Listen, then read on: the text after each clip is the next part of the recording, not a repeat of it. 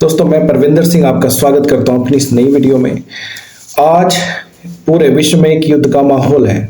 जिस तरीके से हम मीडिया चैनल्स पे देख रहे हैं तो युद्ध का ही पूरे विश्व में एक माहौल है और युद्ध की वजह से कई नए असर दुनिया में देखे जा सकते हैं और इस युद्ध की वजह से दुनिया में बहुत बुरे असर पड़ने लगे हैं।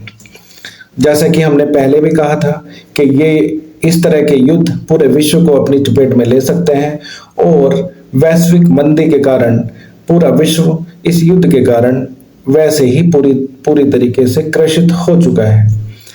तो अब सवाल ये उठता है कि मनुष्य युद्ध क्यों चाहते हैं? क्या मनुष्य स्वभाव से ही ऐसे होते हैं या कोई कारण या राजनीतिक कारण होते हैं? आज हम इसका मनोविश्लेषण करेंगे और मनोवैज्ञानिक दृष्टिकोण से समझने की कोशिश करेंगे कि मनुष्य किन परिस्थितियों में इस तरह के युद्ध करना चाहता है। जैसा कि आप सबको पता है कि कोई भी युद्ध मनुष्यों के हित में नहीं है, तो फिर भी मनुष्य युद्ध क्यों करते हैं? विश्व के सुप्रसिद्ध मनोवैज्ञानिक सिगमंड फ्रॉयड ने युद्ध को मनुष्य का मूल स्वभाव माना है। उनके अनुसार मनुष्य के अंदर तीन चीजों में हमेशा कॉन्फ्लिक्ट चलती रहती है। ये तीन चीजें होती हैं: id, ego and super ego. Id जो है मनुष्य की इच्छाएं हैं, ईगो वास्तविकता है और सुपर ईगो नैतिकता है। इन सब के बीच में मनुष्य के अंदर हमेशा ही कॉन्फ्लिक्ट रहता है। फ्रॉयड ने समझा कि मनुष्य के अंदर दो मूल प्रवृत्तियां हमेशा विराजमान रहती हैं। पहली होती है इरोज यानी जीवन वाली प्रवृत्ति, जिसमें मूल रूप से प्रेम, निर्माण और सहयोग मूल रूप से दिखाई देते हैं। दूसरी प्रवृत्ति होती है थैनेटोस यानी मृत्यु वाली प्रवृत्ति।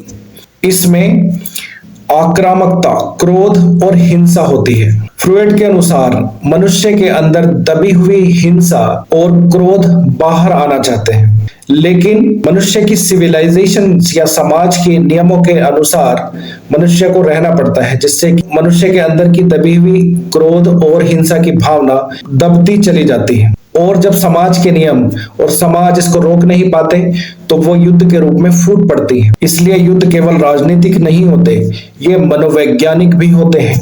मनुष्य का स्वभाव ही युद्ध को जन्म देता है। इसलिए युद्ध केवल राजनीतिक घटना नहीं है, बल्कि ये एक मनोवैज्ञानिक घटना है जो कि कभी भी घटित हो सकती है, जिसको आज के परिप्रेक्ष्य में हम अमेरिका के प्रेसिडेंट और इजराइल के प्रधानमंत्री को देख सकते हैं किस तरीके से वो युद्ध को अपनी जीवन का आधार बना चुके हैं।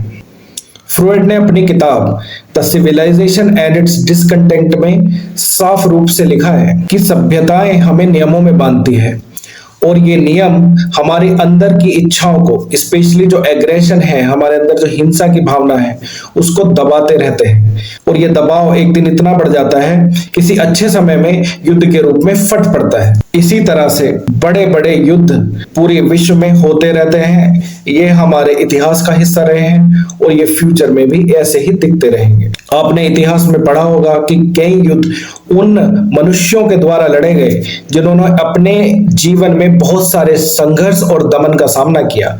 उस दमन और संघर्ष को उन्होंने अपने अंदर दबा कर रखा, लेकिन जैसे ही उनको मौका मिला उन्होंने अपने देश को और पूरे विश्व को एक बड़े युद्ध में झोंक दिया।